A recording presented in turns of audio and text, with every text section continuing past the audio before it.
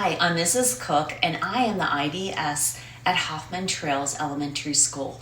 Today, for March Book Madness, I will be reading Zonia's Rainforest, written and illustrated by Caldecott honor Juana Martinez-Neal. Zonia is an Ashanika indigenous girl who lives in Peru. The story takes place in the Peruvian rainforest. Here is Ohio right here, and here is Peru. Let's see what she discovers on her exploration. Zonia's Rainforest, written and illustrated by Juana Martinez-Neal. Dedicated to the indigenous peoples of the Amazon and to Ruth Buendia. Zonia lives with those she loves in the rainforest, where it is always green and full of life. Every morning, the rainforest calls to Zonia. Every morning, Zonia answers. In Zonia's rainforest, green and full of life, she visits old friends and meets new ones.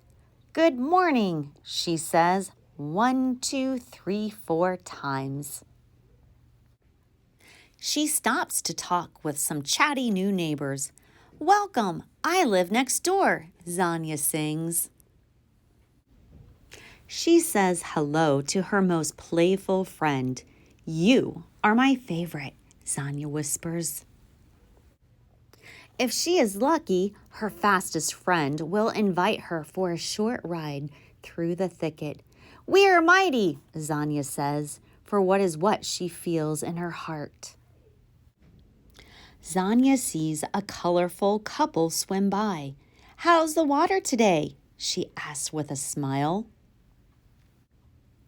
She congratulates mamas with their new babies.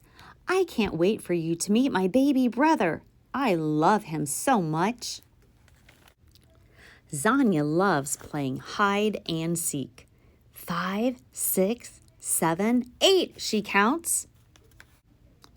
Some friends help Zonia see the world in new ways. And Zonia knows just who to visit when she wants to be quiet and still. After visiting all of her friends, Zonia is ready to go home. She can't wait to see her mama and baby brother again. On her way home, Zonia comes across something she has not seen before.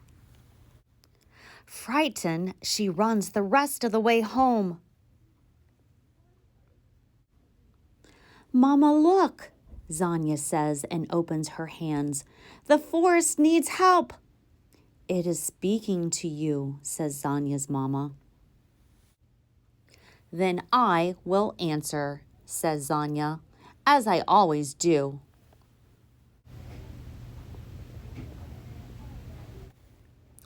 We all must answer. The Ashinka have a long history of being disenfranchised and forced from their homelands. They have just as long a history of resistance and of fighting for self-determination.